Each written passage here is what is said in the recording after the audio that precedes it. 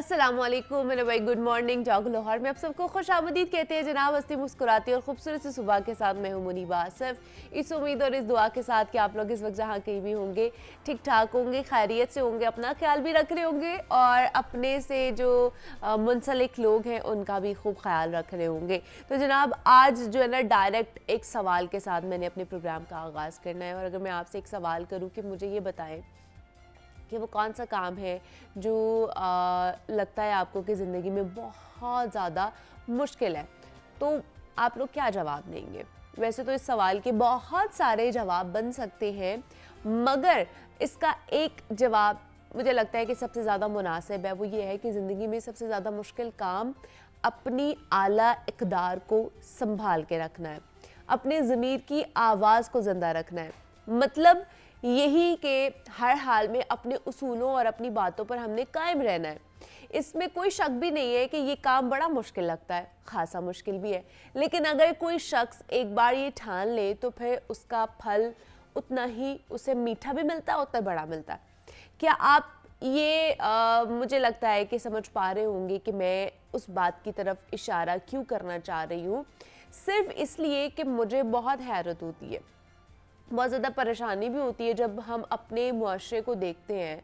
हम अपने ज़मीर, इक़दार, औसाफ और जो आला किरदार की बातें हैं ना, अब महज वो सिर्फ़ किताबी बातें ही समझते हैं और उनको सिर्फ किताबों के हद तक ही महदूद कर दिया गया है। हम ये समझते हैं कि अमली ज़िंदगी और इन बातों का आपस में कोई ताल्लुक़ नहीं है। वो दौर चला गया है कि जब ये बातें अहम होती थी, लेकिन सच पूछें तो ये इक़दार ही है जो एक मुआशरे की पहचान बनता है, और ये इक़दार ही अजीम इस्लामी मुआशरों की बेहतरीन रिवायात रही हैं जिन्हें हम यकसर भुला बैठे अपनी ज़िंदगी में। और बड़े दुख से ये हमें कहना पड़ता है कि हमारा मुआशरा ऐसा लगता है जैसे तो मियाँ वाकली के पैरोकारों का मुआशरा था, जिसके नज़दीक अच्छाई बुराई की तमीज़ ही ख़त्म हो चुकी थी। उन्हें समझ नहीं आता था हमने किसके साथ अच्छा करना है, किसके साथ बुरा करना है। और अगर ऐसा ही हमारा यहाँ पर भी चलता रहा तो क्या हमारा मुआशरा तरक्की कर सकता है? एक तो ये सवाल है कि बिल्कुल नहीं कर सकता, हरगिज़ नहीं कर सकता। चाहे कैसा ही हुक्मरान आ जाए, जब तक हम खुद उन बातों पर गौर नहीं करेंगे तब तक किसी किस्म की तब्दीली लाना मुमकिन नहीं है। इनकलाब बर्पा नहीं कर सकते आप, ना मुआशी और ना ही सियासी। हम चाहते हैं कि सब खुद ब खुद ठीक हो जाए, हमें कहीं पर भी सफ़र ना करना पड़े, हमें कहीं पर भी हल्की सी मेहनत ना करनी पड़े। हर चीज़ खुद ब खुद हमारे सामने ठीक होकर आ जाए। हम किसी चीज़ की जिम्मेदारी ना लेंगे, बल्कि सारा इल्ज़ाम हम हुकूमत पर डाल देते हैं, जबकि हुकूमत क्या कर सकती है? वो इस हवाले से सिर्फ उसूल बना सकती है, रूल्स बना सकती है, उन पर सख्ती करवा सकती है, मगर उन उसूलों को अपने अंदर किसने उतारना है? हमने उतारना है, क्योंकि हम इस मुआशरे का हिस्सा है, हम रहते हैं। हम कैसे अपने बेईमानी पर हुकूमत को ज़िम्मेदार ठहरा सकते हैं? छोटी सी मिसाल ले लेते हैं जिससे शायद आपको ये मेरा कॉन्सेप्ट या मेरा पॉइंट ऑफ व्यू समझ आ दे कि आजकल अगर किसी का हेलमेट या लाइसेंस ना हो और उसके ऊपर आपको पता है बहुत ज़्यादा सख्ती हुई हुई है और चालान हो रहा है, तो 100 बहाने बनाए जाते हैं जिसका चालान हो रहा होता है। चाहे पुलिस वार्डन कानूनन अपनी जगह ठीक भी हो, हमारी फिर भी यही कोशिश होती है कि जनाब वो हमारा चालान ना करे, वो जिस मर्जी का और कर दे, लेकिन वो हमें जाने दे। हम उसको गिनवा रहे होते हैं कि देखिए वो भी जा रहा है बगैर हेलमेट के, वो भी जा रहा है, आपने मुझे क्यों पकड़ लिया है, मैं तो आज ही घर छोड़ के आया हूँ, मैं तो आज ही ये करके आया हूँ। हम 100 बहाने देते हैं, लेकिन हम बदलाव नहीं लेकर आ सकते। क्या ऐसे बदलाव आएगा?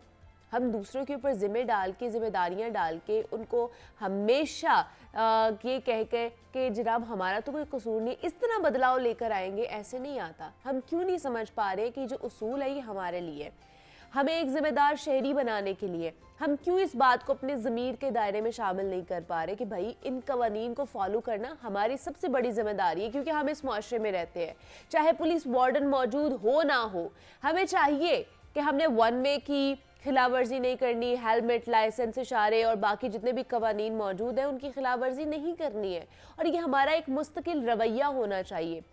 बात दरअसल सिर्फ ट्रैफिक रूल्स को फॉलो करने की नहीं है, ये तो सिर्फ एक एग्जाम्पल थी कि शायद आपको समझ आ जाए, बल्कि यही एटीट्यूड हमारा, यही रवैया हमारा हर शोबे में दरकार हो।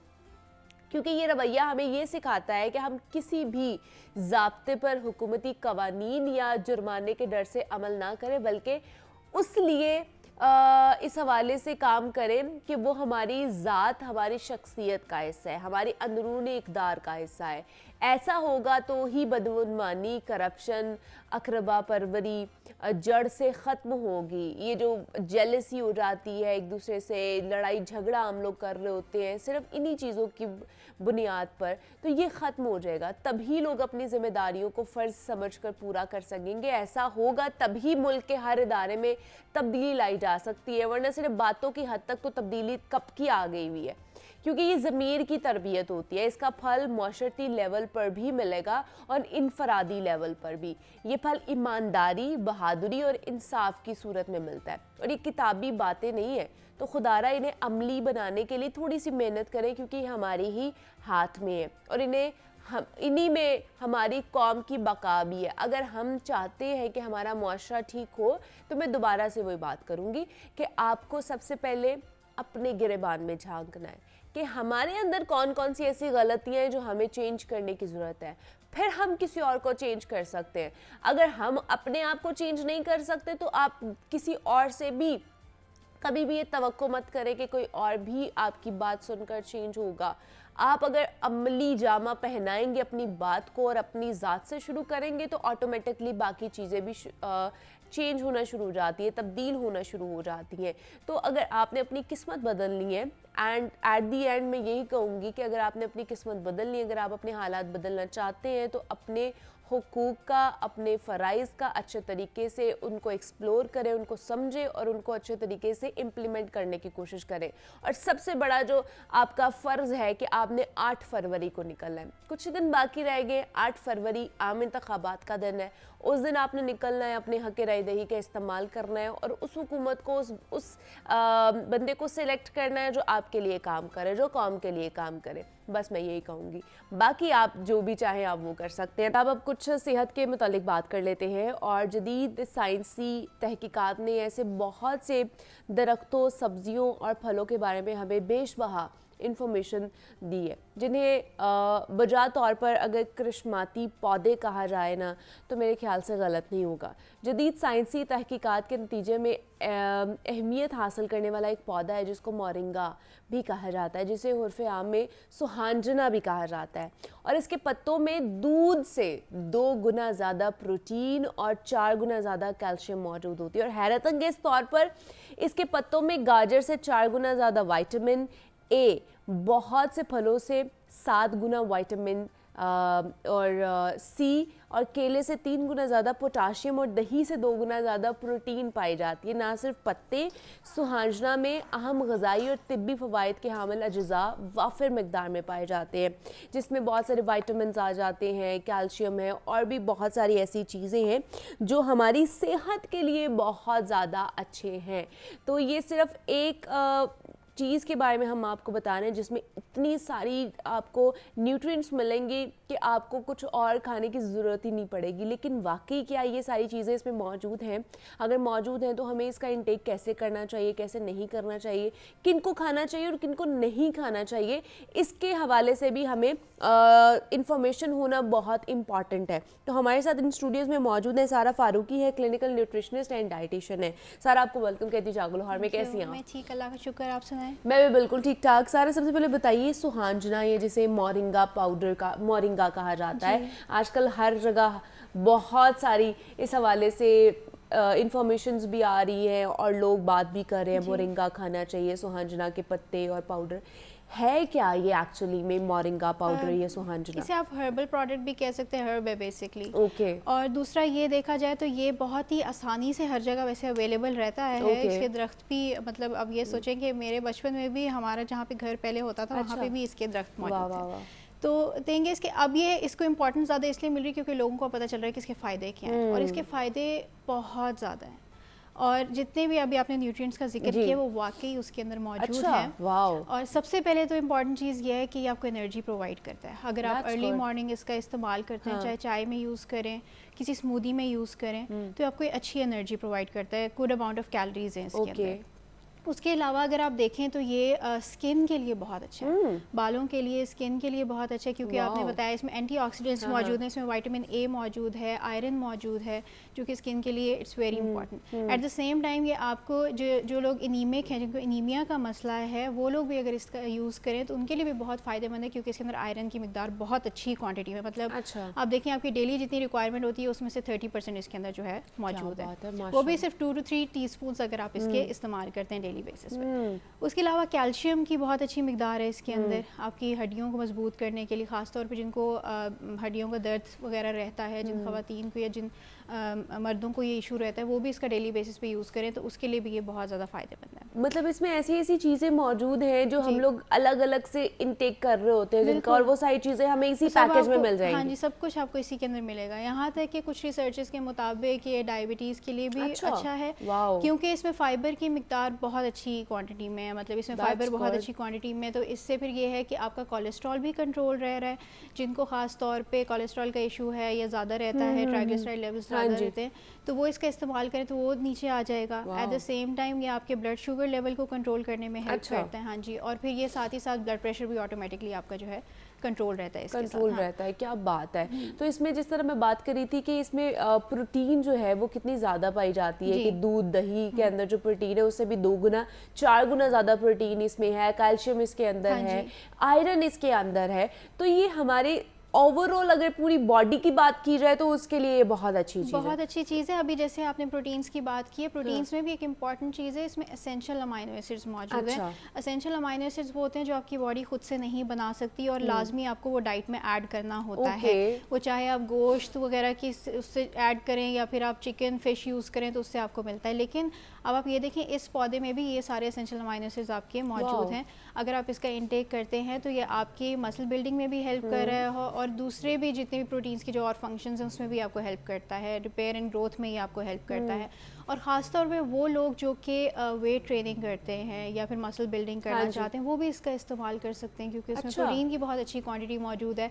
तो बजाय इसके कि आप गोश्त का जिस तरह से बहुत ज़्यादा इस्तेमाल करें, जैसे कई लोग प्रोटीन शेक्स का भी इस्तेमाल कर रहे होते हैं, तो उसकी जगह अगर आप इसका भी यूज़ करें तो ये बहुत अच्छी क्वांटिटी में आपको अमाइनो एसिड्स देता है, अमाइनो एसिड्स देगा, और वो उसका कोई ऐसा नुकसान, मतलब अच्छी पॉजिटिव चीज़ें तो है, क्या इसके नुकसान भी हो सकता है अगर ज़्यादा इंटेक कर लेंगे, क्योंकि excess of everything is bad, तो इसका क्या सीन है? हाँ, हर चीज़, कोई भी चीज़ हो, आप एक्सेस में यूज़ करेंगे ऑब्वियसली उसका नुकसान ज़रूर होगा।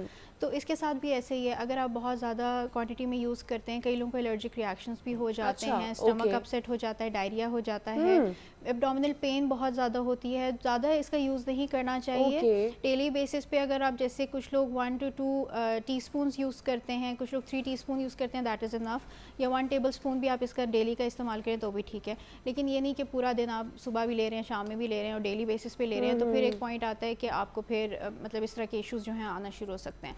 ख़ासतौर पे इसमें कुछ, क्योंकि ऐसा भी हो सकता है कि इस हर्ब के अंदर या इस पौधे में कोई ऐसी चीज़ हो जिससे किसी पर्सन को एलर्जी हो, तो अगर आप उसका यूज़ कर रहे हैं तो वो एलर्जिक रिएक्शन भी हो सकता है। तो ये चीज़ें देखने वाली होती हैं कि आप देख लें कि आपको चीज़ें, मतलब आपके लिए, आपको एलर्जी तो नहीं है उस चीज़ से। मतलब जिन लोगों ने, जैसे हम पहले, जैसे मैं आपसे पूछ रही थी कि क्या करना चाहिए इम्यूनिटी बूस्टर के लिए, कि इम्यूनिटी आपकी अच्छे तरीके से बूस्ट हो जाए। बहुत से लोग कहते हैं मल्टीविटामिन्स की तरफ जाना चाहिए, तो क्या अगर एक मोरिंगा का हम लोग एक कैप्सूल खा रहे हैं पाउडर की शक्ल में, तो क्या वो हमारे लिए मल्टीविटामिन का ही काम करेगा?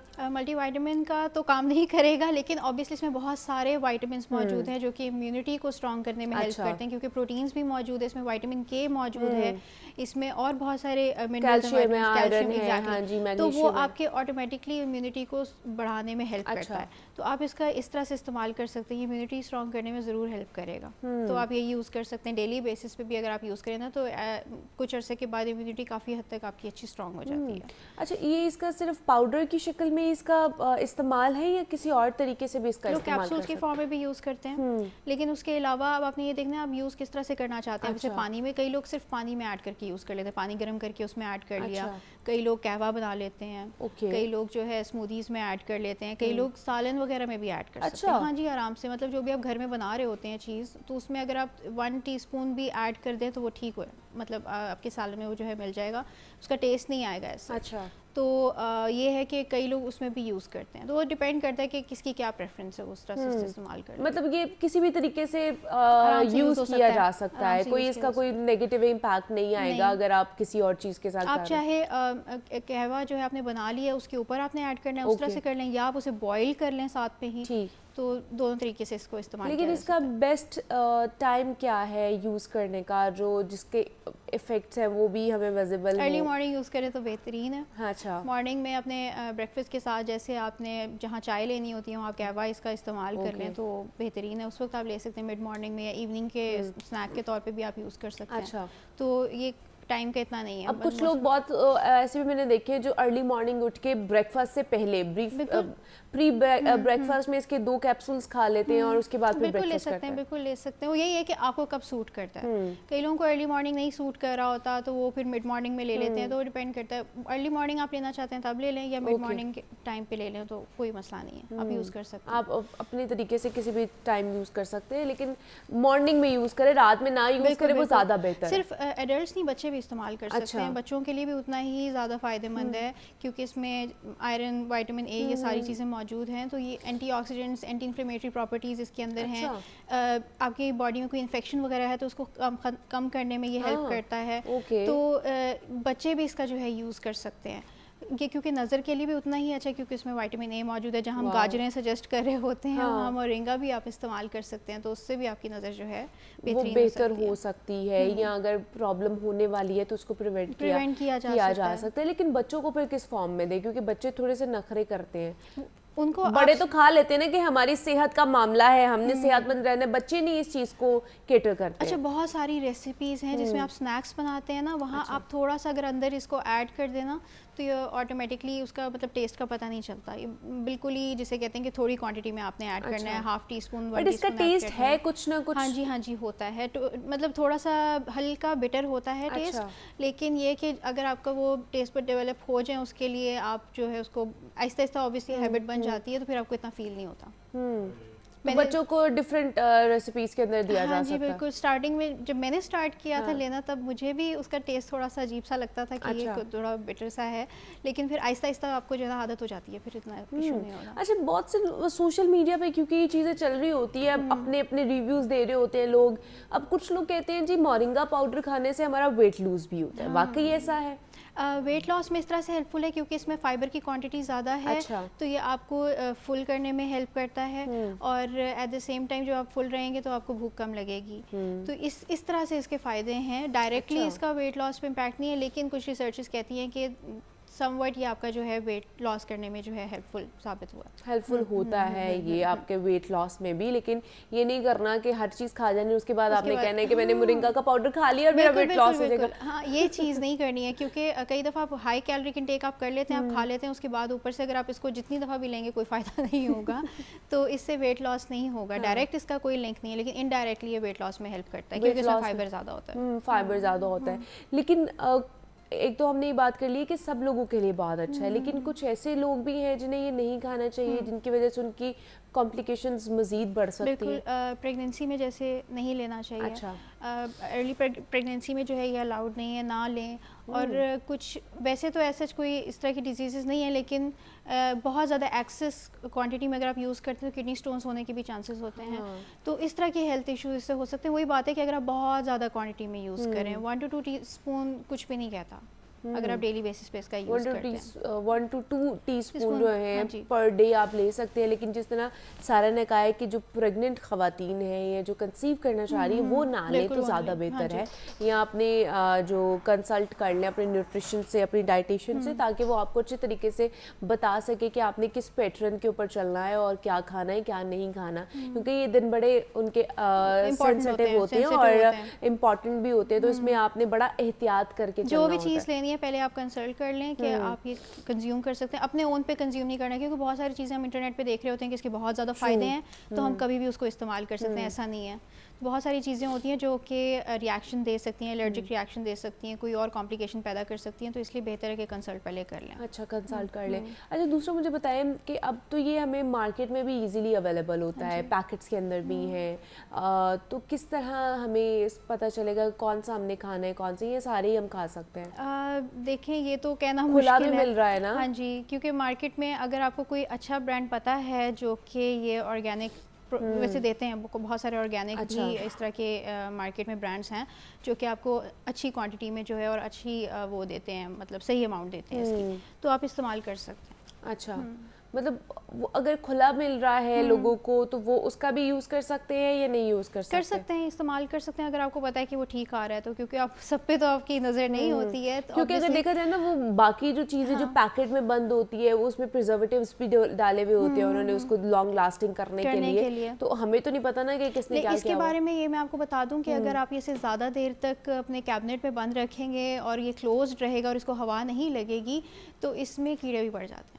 अच्छा, और इस चीज़ का भी बहुत ध्यान रखना है कि अगर आप डेली बेसिस पे यूज़ कर ही रहे हैं तो उसे डेली बेसिस पे ही यूज़ करें, ये नहीं कि वो अरसे दराज तक आपके कैबिनेट में पड़ा हुआ है और फिर आप कभी आपको याद आता है तो आपने वो यूज़ कर लिया, तो उसमें कीड़े पड़ सकते हैं और वो इस तरह के कीड़े होते हैं कि आपको नज़र भी नहीं आते। ओहो तो इस चीज़ का भी ध्यान रखना है कि वो बहुत पुराना भी ना हो, मतलब फ्रेश हो, और एट द सेम टाइम आप डेली बेसिस पे उसे यूज़ करके मतलब उसको ख़त्म कर दे। तो इसलिए वो जो साल पुरानी चीज़ें जो रखने का रवाज था ना, 5-6 मंथ्स आपने वो रखा हुआ है ना, आप कुछ अर्से के बाद उसको निकाल के चेक करेंगे ना, आपको मूवमेंट्स नजर आएंगी उसके अंदर। तो इस चीज़ का खास तौर पर आपने ख्याल रखना है, कीड़े वाले मोरिंगा खा रहे हो तो मतलब लेकर आए और उसको खत्म कर दे, खा के खत्म करे, उसको रखने का क्या फायदा है? वो आपको नुकसान ही, बोझ ही लगेगा। एक तो जेब पे भी बोझ है, दूसरा कैबिनेट में भी पड़ा रहेगा और वो जगह जो है वो टाइट होती जाएगी। अगर ये वायरल इन्फेक्शन है, फ्लू, गला खराब है, क्या उसमें विटामिन सी जिस तरह कीनू आजकल आया हुआ है वो खा सकते हैं? क्योंकि सबसे पहले हमें उसी से हाथ रोकना पड़ता है कि ये खट्टा है,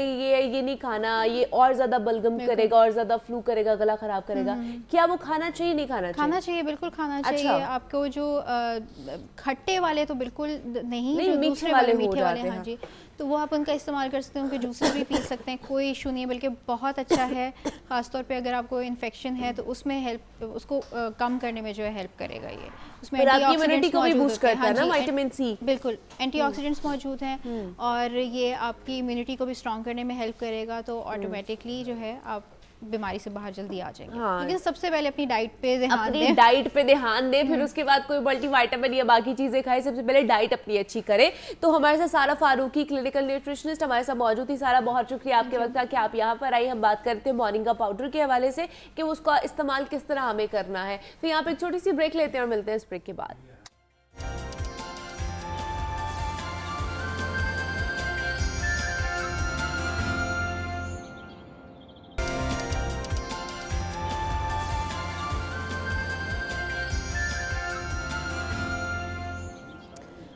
वेलकम बैक टू जागो लाहौर। जनाब, आम इंतखाबात में सिर्फ 2 दिन बाकी रह चुके हैं। 8 फरवरी को हम सब ने घरों से बाहर निकलना है और जिसको भी आप चाहते हैं कि वो इलेक्ट हो, वो जिसने काम किया है और आपको लगता है कि इन फ्यूचर भी वो अपने वादे पूरे कर सकेगा, वो उसको आपने जनाब जितवाना ज़रूर है। लेकिन आज हम दोबारा से इलेक्शंस पर बात करेंगे, कौन कौन से हलके में कितने मसाइल हैं और उन मसाइल का क्या हल निकाला गया है, क्योंकि कैंपेनिंग तो जोरों शोर से हो रही है। इलेक्शंस की गहमा गहमी भी इस वक्त उरूज पर है। जितने भी उम्मीदवार हैं जो अपने हलकों में मौजूद हैं, कॉर्नर मीटिंग्स हो रही है, सीट एडजस्टमेंट पर बातें हो रही हैं, डोर टू डोर कैंपेनिंग हो रही है, अपने वोटर्स से जाके मिला जा रहा है। जो नाराज वोटर्स हैं उन्हें भी मनाया जा रहा है। यंग जनरेशन को बहुत ज्यादा कोप अप किया जा रहा है, उनका लहू गरमाया जा रहा है, जलसे किए जा रहे हैं, रैलीज निकाली जा रही है। नून लीग हो, पीपल्स पार्टी हो और बाकी जितनी भी आज़ाद उम्मीदवार हैं, हर कोई जनाब सर और एड़ी का चोर जो है ना जनाब जोर लगा के अपनी मात देने की कोशिश कर रहा है अपने मद्दे मुकाबल जो भी खड़ा हुआ है। तो इस पर ही आज हमने बात करनी है। कौमी असम्बली के अगर लाहौर में देखा जाए तो 14 हल्के हैं, 14 नशिस्तों पर जो है 266 उम्मीदवार हैं जो इलेक्ट हुए हैं। और उसके बाद अगर पंजाब असम्बली देखी जाए तो उसके 30 नशिस्तों के लिए 813 उम्मीदवार मैदान में हैं। तो वन बाय वन एक एक हल्के के ऊपर बात करेंगे, वहाँ पर क्या क्या मसाइल हैं, किस तरह जनाब उसको देखा जा रहा है। तो इस पर बात करने के लिए हमारे साथ हमारे जो नुमाइंदगान हैं लाहौर न्यूज़ के खसूसी नुमाइंदगान वो मौजूद है। इमरान अकबर ने हमें ज्वाइन किया। इमरान आपको वेलकम कहती हूँ जागो लाहौर में। उसके साथ लियाकत अंसारी साहब ने हमें ज्वाइन किया। अंसारी साहब आपको भी वेलकम कहती हूँ और ज़ैनुल आबदीन ने भी हमें ज्वाइन किया। ज़ैन आपको भी वेलकम कहती हूँ। सबसे पहले इमरान आप इसे जानना चाहूँगी, 14 हल्के कौमी असम्बली के अगर लाहौर में देखा जाए, पहला हल्का NA 117 से ही बात कर लेते हैं, क्या सूरत हाल है वहाँ पर? ये जनाब हल्का है पाकिस्तान पीपल्स पार्टी का अब्दुल अलीम खान का। अगर देखा जाए तो प्रोमिनेंट नाम फिलहाल अब्दुल अलीम खान वहाँ पर आ रहे हैं, जिनकी अभी नई नई पार्टी उन्होंने बनाई है।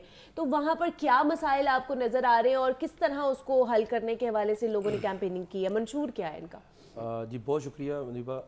चूँकि इस वक्त शहर लाहौर में जहाँ भी जा रहे हैं इलेक्शन कहीं पे नाश्ते हो रहे हैं, कहीं पे मेहमान आ रहे हैं, कोई जा रहा है और कोई वोट मांग रहा है, कोई डोर टू डोर मुहिम चला रहे हैं और जहाँ पे भी जा रहे हैं इलेक्शन का समा नज़र आ रहा है। मगर जो वाइब्स 2013 के इलेक्शन में नज़र आई थी 2018 में आई और अब 2000 जो इसका 24 है इसमें हमें वो इलेक्शन वाइब्स अभी तक नज़र नहीं आ रही। मैं अभी रात की बात कर रहा हूँ कि रात को हम जब कनाल से गुजर रहे थे तो वैसी वाइब्स नज़र नहीं आ रही थी और अपने घर की तरफ जा रहे थे तो पहले था कि छोटे छोटे बच्चे भी ना जो है घरों के बाहर कहीं ना कहीं कोई छोटा सा कैंप लगाकर छोटा सा ढोल रखकर वहाँ पे जो है वो एक पूरा इलाके में शोर शराबा करते थे, मगर अभी वैसा नज़र नहीं आ रहा।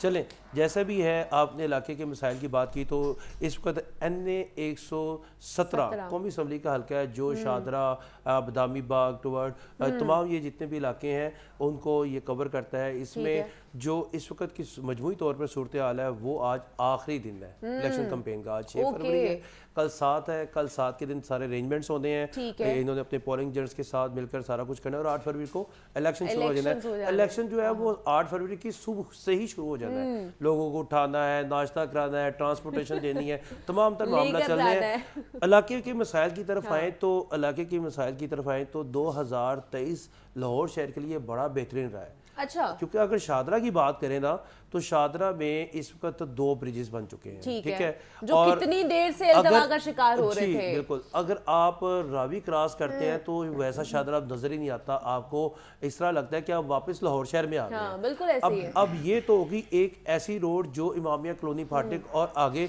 कालाशाह को मिलाने के लिए है, मगर इसके इर्द गिर्द जाते हैं तो वही गंदा पानी, सफाई के मामलात, सीवरेज के मामलात, लोगों की टूटी गलियां, वो तमाम तर जो चीज़ें हैं, यानी कि मेन रोड पे आपने सुर्खी पाउडर लगा दिया मगर जो इलाके हैं वो जू के टू मुकीम परेशान है। मुकीमों को वादे किए जा रहे हैं, कोई किसी को कह रहा है कि 300 आपको यूनिट फ्री देंगे, कोई किसी को कह रहा है आपको फला जगह पे सोसाइटी बनाकर घर भी अवेल करेंगे, कोई कुछ वादे कर रहा है, कोई कुछ वादे कर रहा है, कोई कुछ वादे कर रहा है। मगर इस वक्त पलरा अगर देखा जाए तो पलरे में पीपल पार्टी के आसिफ हाशमी है और दूसरी तरफ देखा तो अलीम खान जो है वो इस वक्त आपको पता है कि किस पीक पर अपना इलेक्शन लड़ते हैं, क्योंकि हमने उनके पहले भी इलेक्शन देखे हैं। वो उनको इलेक्शन लड़ना आता है, उनको फाइट करनी आती है और वो इस वक्त फाइट में आगे हैं। अच्छा, आगे होने से मुराद ये नहीं है कि वहाँ पे उन्होंने वोटर्स के दिल जीत लिए हैं, वो अपने एक जो एक महसूस अंदाज है, रियलिटी मुझे बताया उन्होंने काम कराए वहाँ पे कि कुछ हो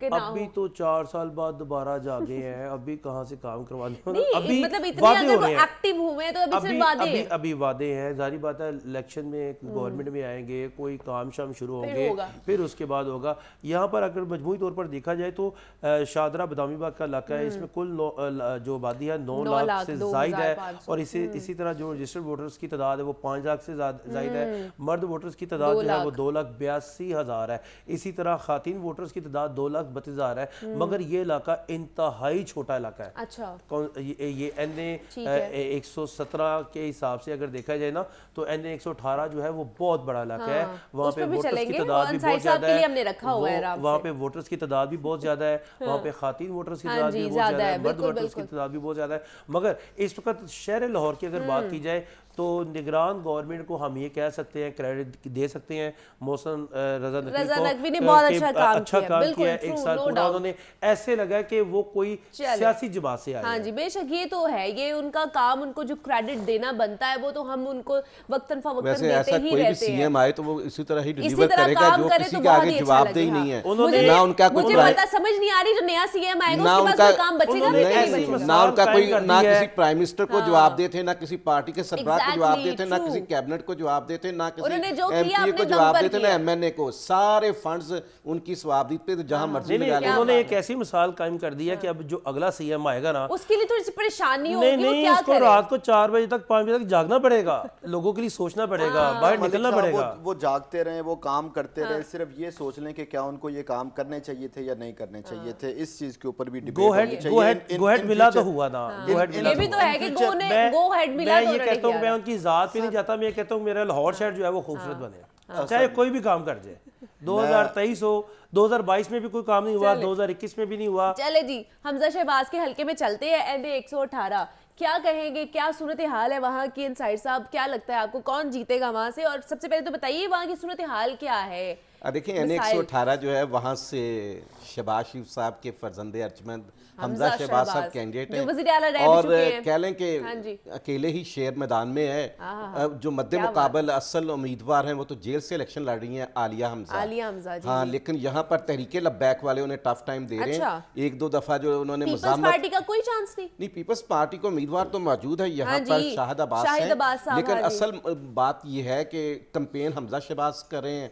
कल आए भी थे शाहिद अब्बास साहब, उनसे हमने बात भी की, वो तो बड़े पूरी उम्मीद है, कहते हमने तो कैंपेनिंग बड़ी अच्छी की है। नहीं, वो जितनी भी अच्छी की है पीपल्स पार्टी की वो पीपल्स पार्टी जितनी भी आगे जाएगी, कितनी जाएगी, 10,000 पे उनके से दो ही हल्के हैं जो ज्यादा प्रोमिनेंट हो रहे हैं, बिलावल वाला और एक शाहिद अब्बास वाला। अगर बहुत ज्यादा जंप करके हैरान कर दिया तो 15,000 वोट ले लेंगे, 10,000 वोट ले लेंगे। बात तो ये है, असल देखें, मैंने ये देखा एनडीए 118 में वाकईतन जो पीटीआई की हमायत याफ्ता उम्मीदवार आलिया हमजा, उन्हें काफी मुश्किलात का सामना है। यहाँ पर उनके खावंद जो है हमजा मलिक, वो कैंपेन उनकी चला रहे हैं, और उनकी बेटी एक छोटी सी है, कोई 15-16 साल की, 17 साल की, वो कैंपेन चला रही हैं। और कल मैंने सोशल मीडिया पे पीटीआई की टीमों की तरफ से एक अपील भी देखी है कि हमें यहाँ पर पोलिंग एजेंट्स की कमी का सामना है, तो रजाकार लोग जो हैं वो सामने आए और अपने आप को रजिस्टर्ड करवाएं पोलिंग एजेंट के लिए। यानी यहाँ पर तो उन्हें पोलिंग एजेंट्स भी शायद उस तरह मुनासिब अंदाज में नहीं मिल सकेंगे, उन्हें कोई रैली की इजाजत नहीं मिली, कोई जलसे की इजाजत नहीं मिली,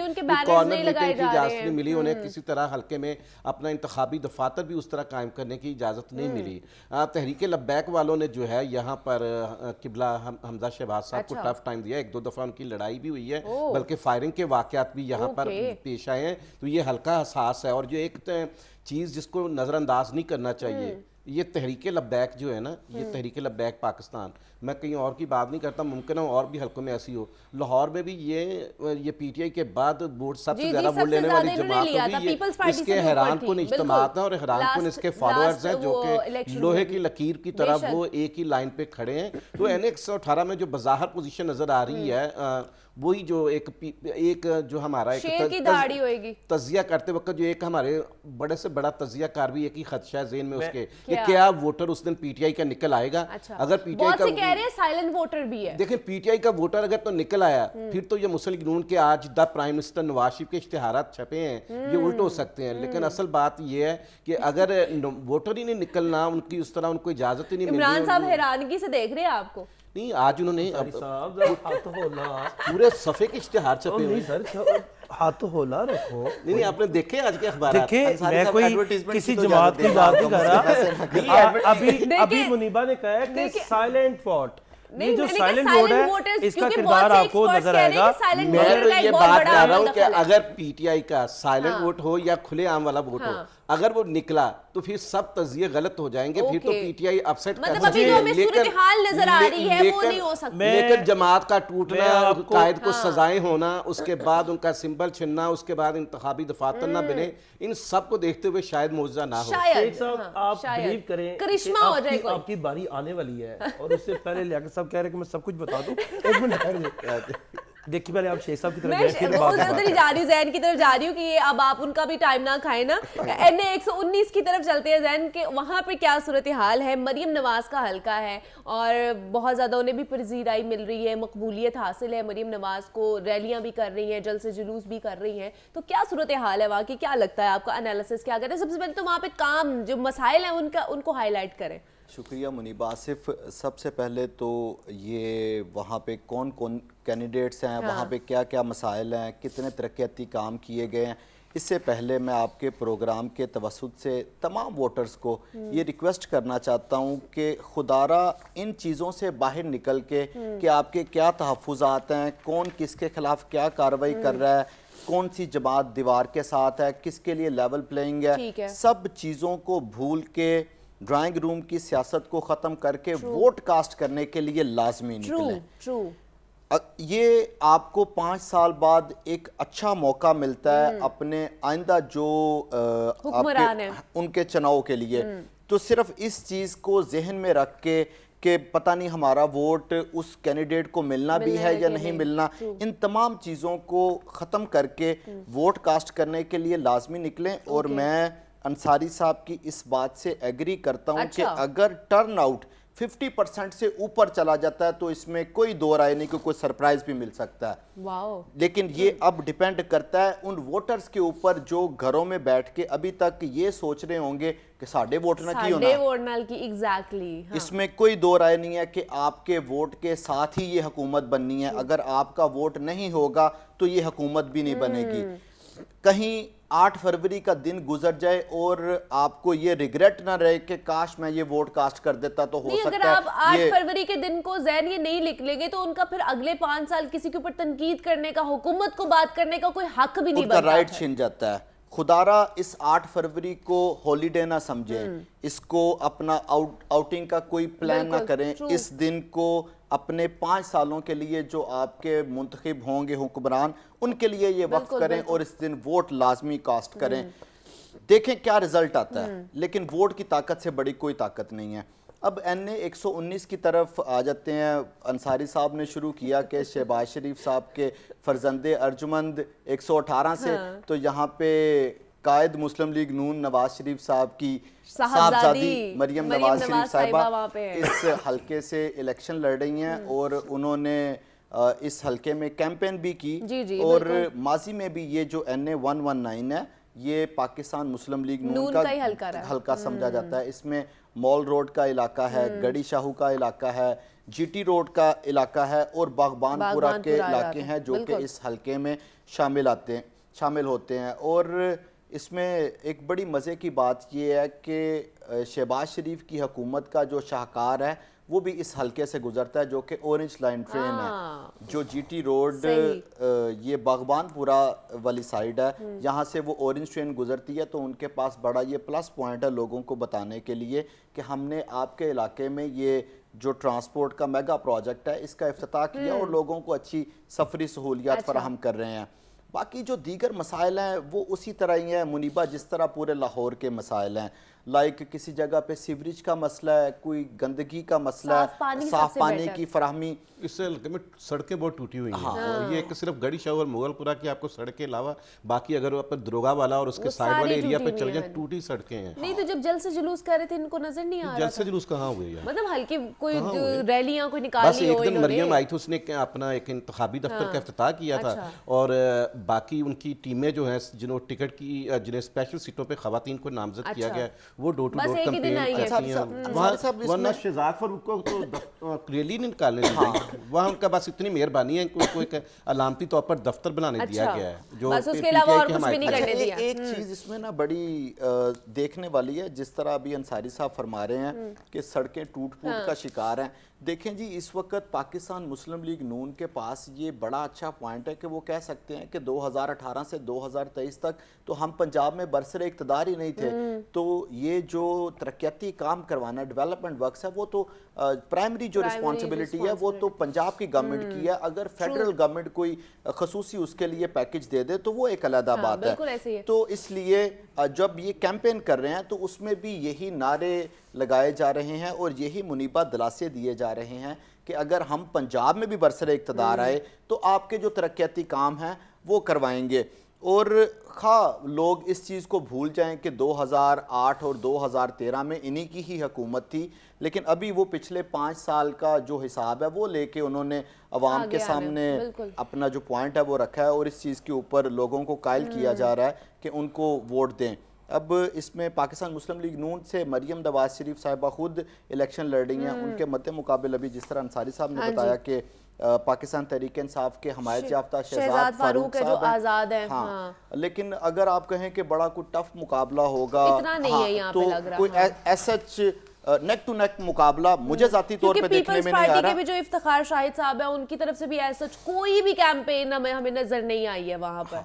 और जब ये मुस्लिम लीग नून का गढ़ है, माजी में इस हल्के से सरदार अयाज सादिक साहब इलेक्शन लड़े थे तो बानी पीटीआई भी उनके मध्य मुकाबले थे। यहाँ से वैसे ना अलीम खान हल्के से यहाँ से टिकट चाहते थे कौमी असेंबली की, लेकिन उन्होंने पूरी कोशिश थी, फिर भी उन्होंने सूबाई सीट पे एडजस्ट कर दिया।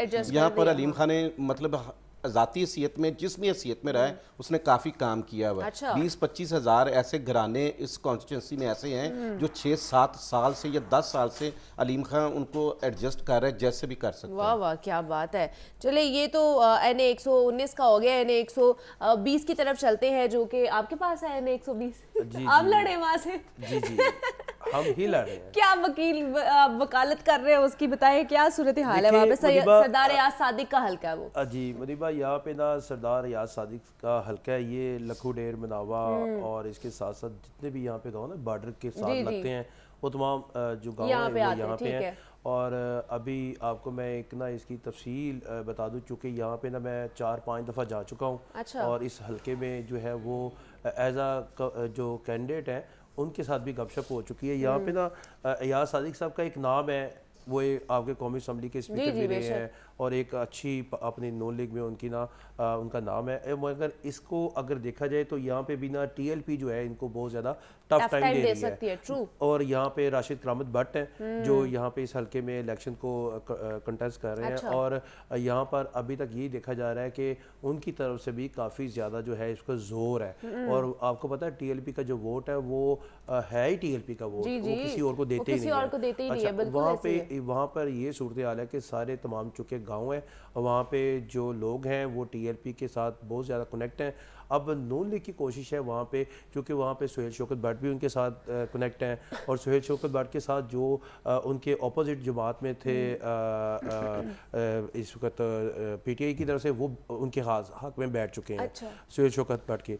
अब छोटी सीट पर जो है सूबाई सीट पर जो है इस वक्त अगर पलड़ा देखा जाए तो सुहेल शौकत भट्ट साहब का पलड़ा भारी है, मगर अगर दूसरी तरफ देखा जाए बड़ी सीट पर कौमी सीट पर अयाज सादिक का तो यहाँ पे टफ टाइम है इस वक्त ना। यहाँ पर अगर देखा जाए तो रजिस्टर्ड वोटर्स की कुल तादाद जो है वो 3,63,045 है और इसी तरह मर्द वोटर्स 1,96,000 है, खातीन वोटर्स 1,66,000 है।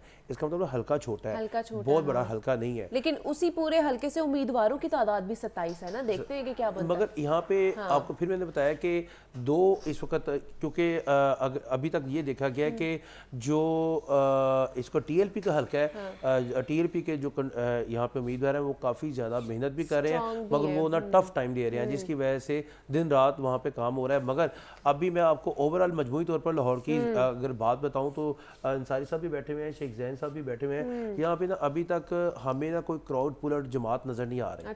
जिस तरह क्राउड पुलर नहीं होता कि सादिक ने भी ये हल्का नया ना, वो तो खुद कहता है मुझे कहाँ फंसा दिया, वो उसका हल्का है, उससे हल्का जो है वो बेचारे का जहाँ उसने सियासत की को भी बेसिकली 119 में आना, मतलब ये सारे 119 में आना चाहते हैं। ये वही अयाज सादिक तो यहाँ से लड़ता रहा ना।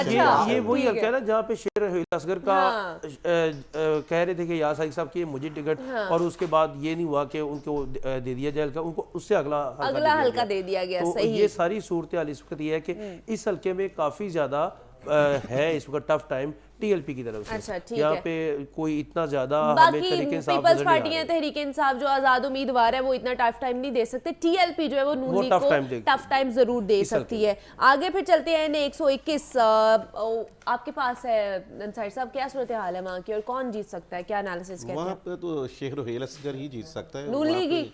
नून लीग का वो शेख रोहेल असगर आपको पता है एक बड़ा सियासी खिलाड़ी भी है, वो सियासत भी करता है और ताकत भी आजमाता है। वाह, उसने वाह, पिछले क्या दिनों अपने बात कारकुन को ही थप्पड़ों से रंग दिया था। जी, ये भी है, वो आई एक भी है हल्के में सोशल गया तो मीडिया किसी ने में। कहा यहाँ गंदगी है, वो- पानी के हाँ, वो निकासी complain आपका करने मसला आए, है, उन्होंने उन्हीं को- उसको उसी को तो वो शेख रोहेल असगर का वो स्टाइल है ना, वो सियासी तौर पर भी oblige भी करता है, नहीं, काम वोट भी ऐसे मिल करवाता है। जाएंगे उन्हें। ये मिलते हैं या नहीं मिलते? जब यहाँ पर पीटीआई का उस्मान देखिए है, जी, जो जुबान से नहीं मानते वो जोरे बाजू से तो मान सकते हैं ना। तो सही बात है, उन्होंने तो उसका एक्सपीरियंस भी किया है। शेख रोहेल असगर की यही रिप्यूट भी है कि वो सख्त आदमी है मिजाज का। वो तो अपनी लेकिन इतने सख्त कि वो लोग सर वो complain तो करने आए, हमारा वहाँ पे वो सीवरेज तो का मसला उन्हें मार नवाज दिया। शरीफ के सामने डट गया था। उसने कहा अच्छा। मुझे टिकट ना दिया आपने, ओके। तो ये बात मैं करके जा रहा हूँ यहाँ से कि मैं आजाद इलेक्शन लड़ूंगा। ओके। ये पीएमएलएन ने उसे बामरे मजबूरी उस धमकी के बाद टिकट दी है, अच्छा। वरना तो वो यार आसाद को जिबा करना चाहते थे, यार रोहेल असगर को जिबा करके एक को टीट देना चाहते थे। उन्होंने फिर हाल ये इतने निकाला कि जज्बाती है वो। नहीं वो रोहेल असगर का नाम है, एक बड़ा despite of all the things he has a good grip on नहीं नहीं वो बहुत पुराना खिलाड़ी है, पुराने है ना Okay. वहाँ पे, जिस तरह मुश्तबा शुजाउर मान है, उसे मान है कि शुमारी लाहौर उसके में। हल्के में ग्रिप है ना, वो Okay, चले, कहता नहीं मैं that's छोड़, good, वो जो that's बंदा आजाद की धमकी नवाज शरीफ को देके आ बिल्कुल जाए ऐसे ही उसे मान है ना अपनी सियासी ग्रिप का। तो चलो, बहरहाल ठीक है। ये मतलब हल्का तो वहाँ से ऐसा फिर ही है। रुखेल साहब ही वहाँ से होंगे, शेख रोहेल असगर साहब वहीं से होगा की फिर। ही और एक- इतनी जल्दी ना फैसला सुनाए, देखें अभी 8 फरवरी असल लोगों बात को ये वोट तो पास 24 करने आवर देना। प्रेडिक्शन है सारी। टफ टाइम को मुनीबा 24 मुनीबा और सारे हाँ, सारे मैं अपनी प्रेडिक्शन ही, ये तो इलेक्शन कमीशन हमें नहीं, बताएगा नहीं, कौन मैं जीत आपको रहा ये है। कह रहा हूँ अपनी- सारे तबसरों और तजियों के बाद आखिर में एक लाइन ऐड कर लें क्या? कि अगर पीटीआई का वोटर निकल आया तो फिर कुछ और हो अगर सकता है। पीटीआई का Silent रिजल्ट सारी voter। निकाल दें, मैं कहता हूं कि अगर वोटर भी निकल आया तो रिजल्ट कुछ और हो सकता रिजल्ट है। कुछ और हो सकते हैं, अनएक्सपेक्टेडली जारी कुछ हो भी हो सकता सकता है, अनएक्सपेक्टेडली कुछ भी हो सकता है फिलहाल। लेकिन वहाँ पे टफ टाइम नहीं मिल सकता उन्हें लगता है। हाँ, नहीं शेख रोहेल असगर की पोजीशन उसी को ठीक है। आगे जो है ना NA 122 है, जो कि शेख साहब आपके पास आ रहे हैं, जाके ख्वाजा साद रफीक, और हमें भी वही वाला, मुझे भी वही वाला हल्का लगता है। वहाँ की सूरत हाल आपने बता दी। पहले आप बताएं ना, वोट किसको देंगी वहाँ पे? ये मैं 8 को ही देखूंगी कि ये मैंने ना हर तरफ यूथ का कहना कोई क्लेम हो रहा है कि नूली कह रही है हमारे साथ, यूथ पीटीआई कह रही है हमारे साथ यूथ है। देखिए तो आप यूथ तो कहीं में youth भी को- जा सकती है, ये सारे तीनों पार्टीज बड़ी मैसेज है, आ वो रहे कह हैं रहे हैं। ना, हाँ, इतने मैसेज आ रहे हैं, मैसेजेस कोई आ कह रहे रहे हैं, हैं कि कॉल्स आ रही है, youth नवाज को शरीफ अगर साहब आप- की भी कॉल्स आ रही है, हम क्या करें, यूथ को हम अगर डर आप गए हैं। वहाँ पे चलें। ले जाए ना वॉशिंग सेंटर पे, तो उनको एक जोर सा झटका लगाकर पानी मारे ना, फिर वो और ज्यादा दुबला पतला हाँ, होकर निकलता है। बिल्कुल ऐसे ही है। NA 122 की बात करेंगे, आपने हल्के की बात कर ली। यहाँ पे एक थोड़ी सी ब्रेक लेते हैं, मिलते हैं इस ब्रेक के बाद।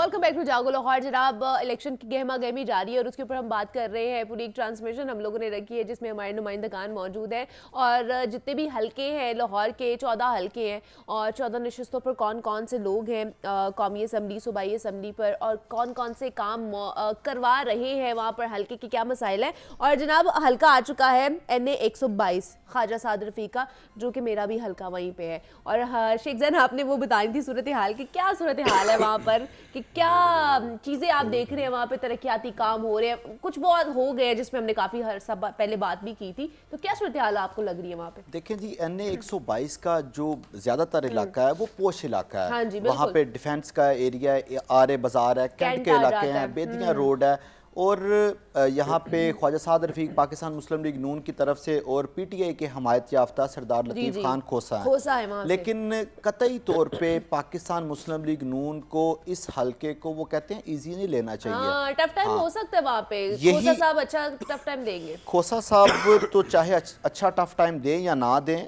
लेकिन यहाँ पे पाकिस्तान तहरीक इंसाफ का बहुत ज़्यादा वोटर मौजूद है। आप 2018 के इलेक्शन रिजल्ट निकाले तो बानी PTI इस हल्के से कामयाब हो चुके। अच्छा, उसके बाद जब बाई इलेक्शन हुआ तो तब ख्वाजा साद रफीक ने हाँ। यहाँ से कामयाबी हासिल की, लेकिन ये जो DHA का एरिया है वहाँ पे PTI का एक अच्छा वोट खासा बैंक वोट मौजूद बैंक है। है। इसी तरह बेदियाँ रोड खा DHA के जो वोटर्स हैं उनको उठा के उनके पोलिंग स्टेशन साथ वाले पेड़ में बना दें। ये भी है वैसे, लेकिन ये मुझे ऐसा स्कैटर्ड वैसे क्यों किया गया है? एक घर में से आधे लोगों का वोट बैंक कहीं और है, आधों का पोलिंग वो जो है बने हुए वो कहीं और है, ये क्यों किया गया वैसे? क्या कहते हैं आप? तमाम लोगों को ये जब वोट रजिस्टर्ड हुए उससे पहले ऑप्शन दी गई थी कि आप अपने चेक कर लें कि क्या आपके पोलिंग स्टेशन ठीक हैं, क्या आपके हल्का जात ठीक हैं, जो शुमार नंबर हैं वो सारे ठीक हैं। अब लोगों की तरफ से अब उनके ऊपर अपनी जो रिजर्वेशन है वो नहीं दाखिल की गई, तो इलेक्शन कमीशन की तरफ से इसको इसी तरह ही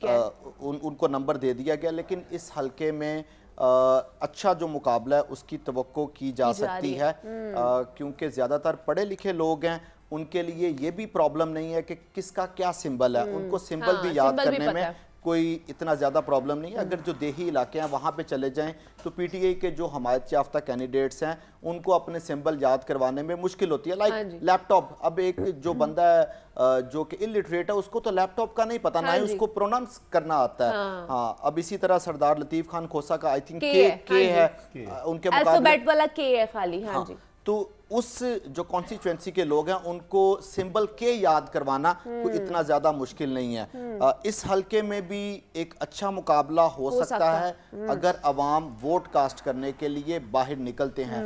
माजी में भी जब लाहौर के तमाम हल्का जात में जो टर्न आउट था वो तकरीबन ये टर्न आउट 45 to 46% था।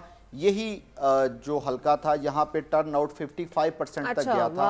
लाहौर के जो अच्छे टर्न आउट थे उनमें इसका शुमार होता है। लेट्स सी 8 फरवरी को लोग वोट कास्ट करने के लिए निकलते हैं या नहीं निकलते कि नहीं निकलते। लेकिन जिस तरह मैंने बात की है कि मेरा हल्का है तो मैं तो रिक्वेस्ट करूंगी कि बाहर निकलें और अच्छे तरीके से अपनी हक राय दही का इस्तेमाल आपने करना है। बाहर वोट कास्ट जरूर करना है, उसका फायदा है या नहीं है ये आपने नहीं सोचना है, इससे मुबर्रा हो के आप लोगों ने वोट जरूर कास्ट करना है। हल्के की नुमाइंदगी ना करें यहाँ पे बैठ के, पूरे लाहौर की नुमाइंदगी करें आप। मैं पूरे लाहौर की नुमाइंदगी कर रही, मैं सिर्फ अपने हल्के की नहीं। NA 123 जहाँ से शहबाज शरीफ साहब जो अभी PDM की हुकूमत गई है, वजीर आजम रहे हैं हमारे, और उनका हल्का है ये, तो क्या लगता है वहाँ पे कारकर्दगी भी देखी जाएगी उनकी कि नहीं देखी जाएगी? वोटर्स क्या देखेंगे ज्यादातर? बात देखिए, चूंकि लाहौर शहर जो है वो शहर इक़्तिदार भी कहा जाता है। हाँ जी बिल्कुल। और यहाँ पे वजीर आजम जो है वो बनते भी हैं और जेलों में भी जाते हैं, बाहर भी जाते हैं। ये तमाम सूरत हाल अगर देखी जाए तो अब मामला है शहबाज शरीफ साहब का, तो ये आपके साहब का वजीर आजम भी हैं। बिल्कुल, वही तो मैंने कहा है, उनकी कारकर्दगी देखी जाएगी, बड़े बड़े जलसे भी कर रहे हैं। इसमें तो कोई दो राय नहीं है कि शहबाज शरीफ जो है ना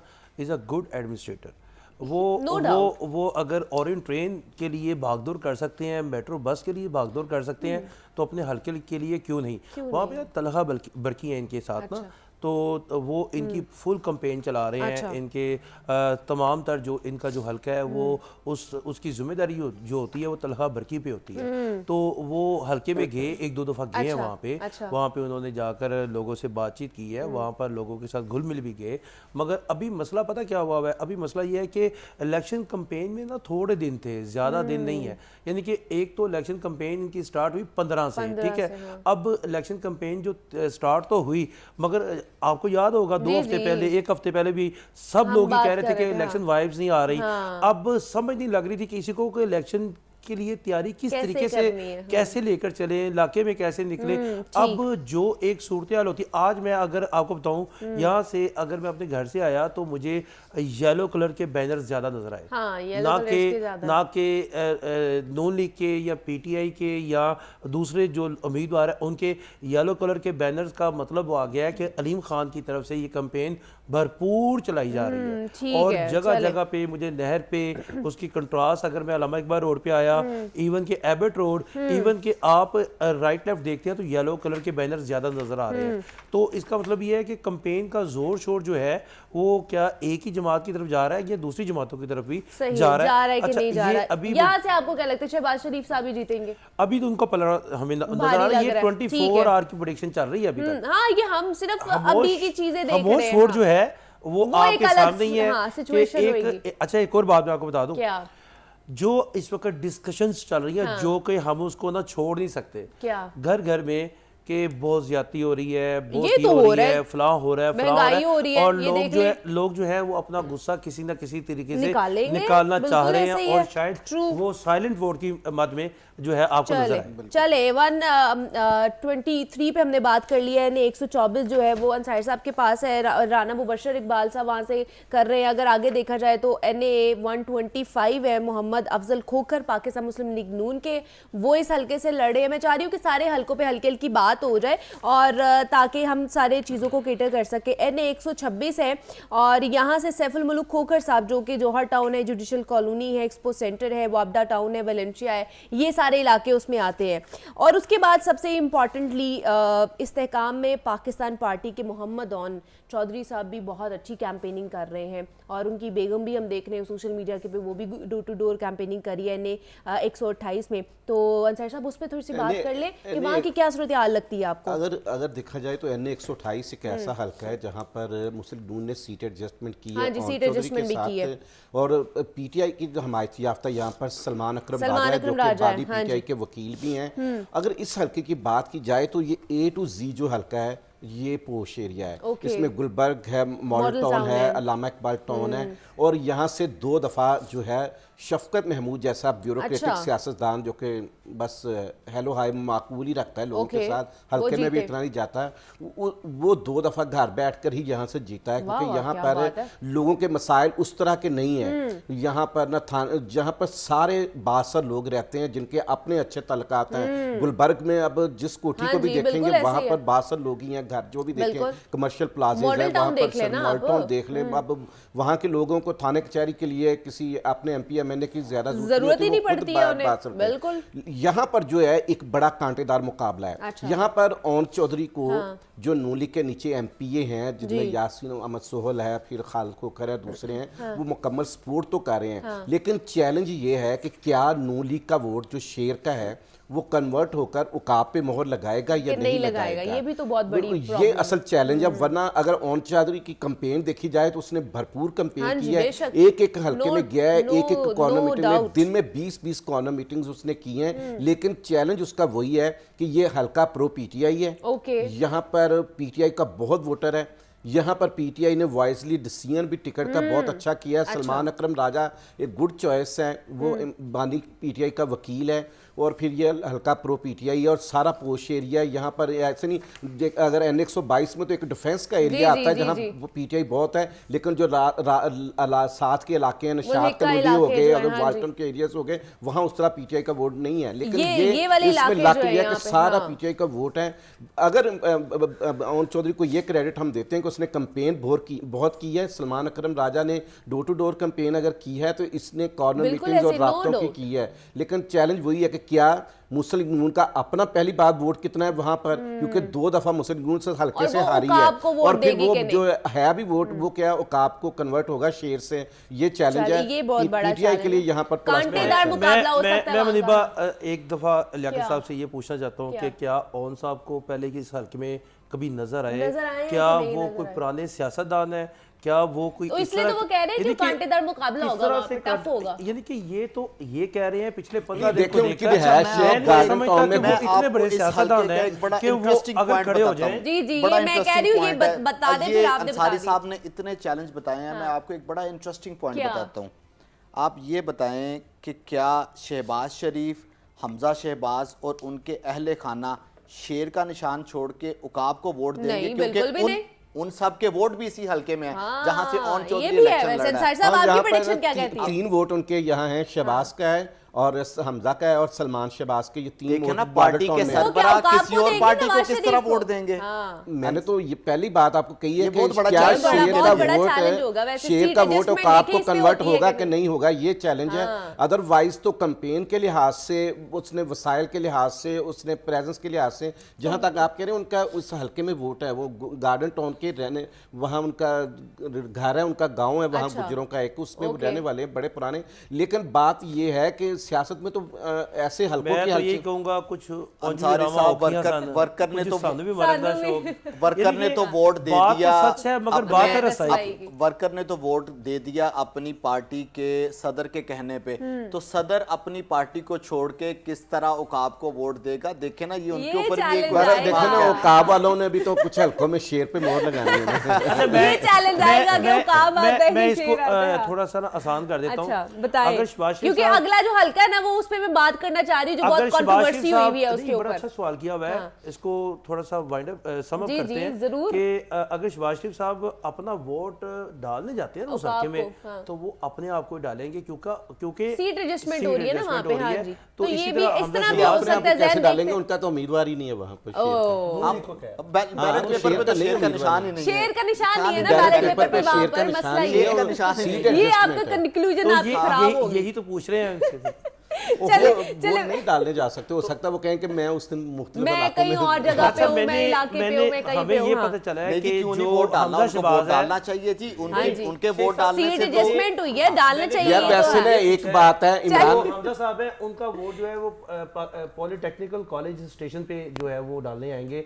इसी तरह नवाज शरीफ जी चले जो है वो देखते हैं कि स्टेशन किधर पे वोट उस दिन डालेंगे। देखिए पता तो चल ही जाएगा ना कौन से आईपीपी में पोलिंग स्टेशन सबसे में अच्छे कौन अगर जाएगा। रिलेशन किसी के साथ मुस्लिम लीग की क़यादत के हैं तो ओन चौधरी के ओन हैं। चौधरी तो के याद साथ होगा है, हाँ। जब नवाशी वतन वापस जी, आया वो था, मिलने जहांगीर भी सिंह गए का थे हेलीकॉप्टर लेकर इस्तकबाल के वजह ऊपर क्या है थे। वो ऑन चोरी की इनके साथ रिलेशन अच्छे होने की? बहुत सियासी तौर पर एहतराम है एक दूसरे का। चले NA 127 जो कि आजकल बहुत कंट्रोवर्शियल भी बना हुआ है, जहाँ पे अता तारड़ जो मुस्लिम लीग नून के और बिलावल भुट्टो जरदारी पीपल्स पार्टी के चेयरमैन वहां से इलेक्टेड है, तो क्या सूरत हाल है वहां की? और ये जो आजकल जो वीडियोस भी कुछ वायरल हो रही हैं उस पर भी थोड़ी सी बात कर लेंगे, क्या कितनी हकीकत और कितना अफसाना है?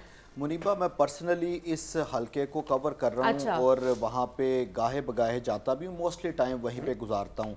मैं समझता हूँ कि NA 127 सिर्फ शहर लाहौर का ही नहीं बल्कि पाकिस्तान के जो बड़े मुकाबले होंगे उनमें इसका एक शुमार होगा।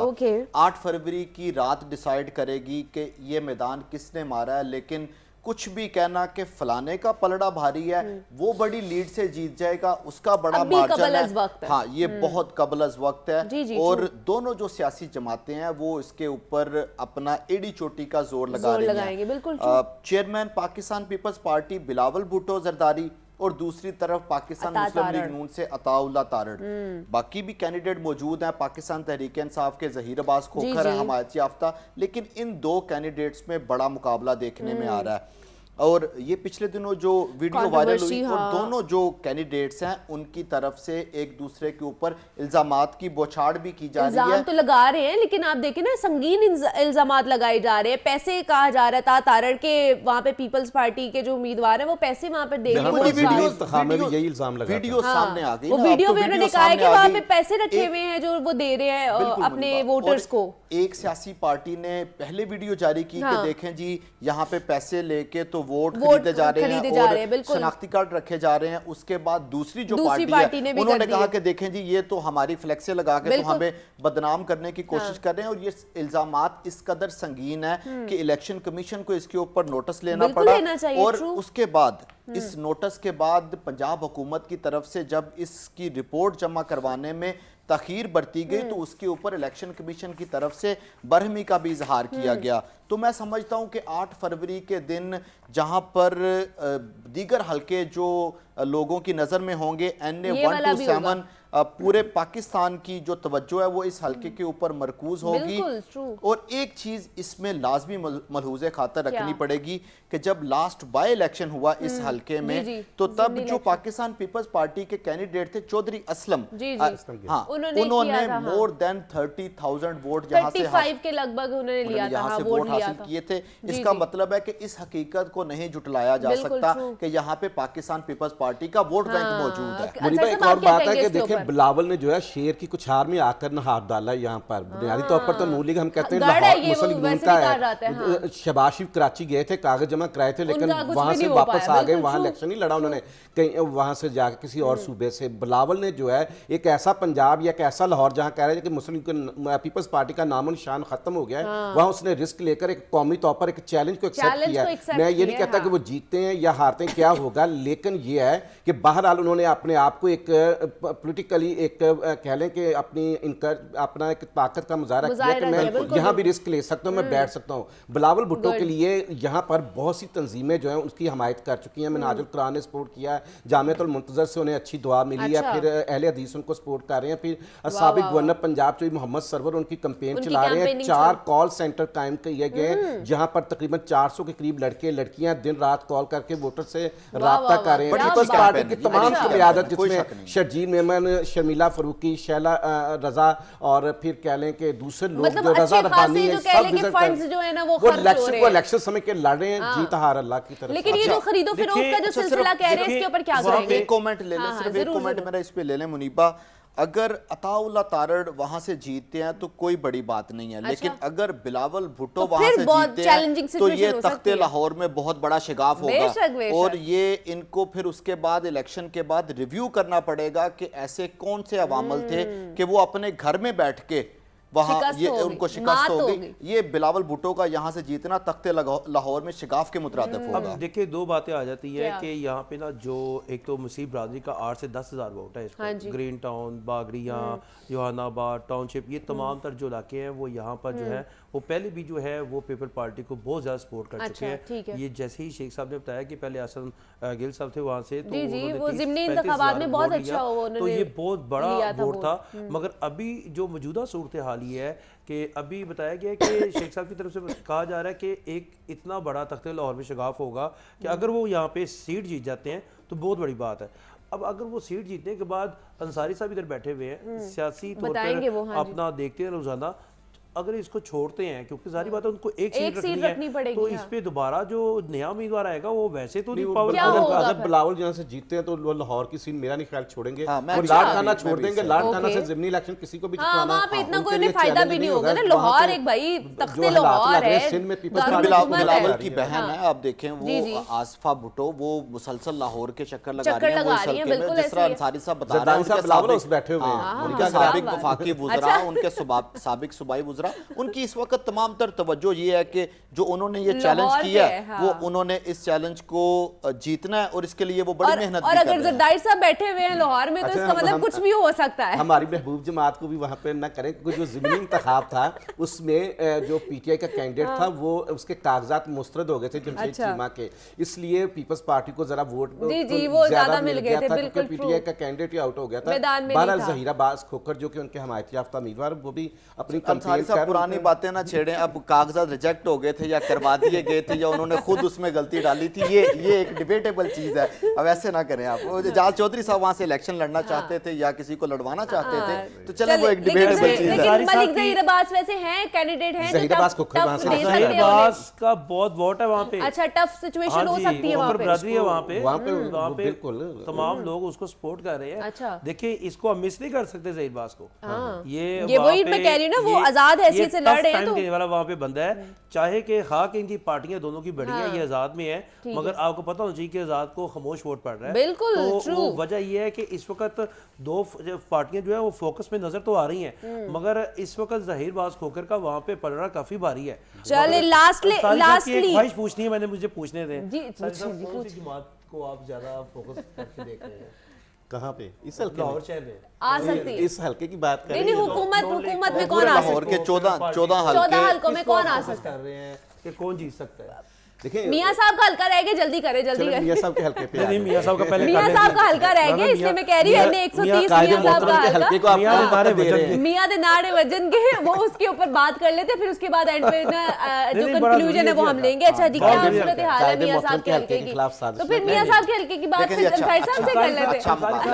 एन 130 में भी अच्छे मुकाबले की तवक्को की जा रही है। अंसारी साहब से भी इसके ऊपर मैं बात करूंगी। नवाशी के मध्य मुकाबल जो है वो जेल में है। हां जी, डॉक्टर यास्मीन राशिद है। हां जी, तो क्या आपको लगता है क्या सूरत हाल है? अंसारी साहब तो ना हर बात पे जेल भेज देते हैं किसी ना किसी को। जेल में है तो उन्होंने जेल भेजा हुआ। देखिए जो बंदा जेल में होता है वो जेल में बैठ के भी जीत सकता है। वही तो कह रहे हैं कि वो जेल में है। जेल में जीतने वाले वो और तरह के इलेक्शन थे, वो बाय इलेक्शन हो गए या कोई एक आध सीट हो गई, वो कुछ और होते थे। अब आम इंतखाबात है, अब इलेक्शंस है। डॉक्टर यास्मीन राशिद साहिबा हारी नहीं, डॉक्टर यास्मीन राशिद साहिबा यहाँ से कभी जीती नहीं है।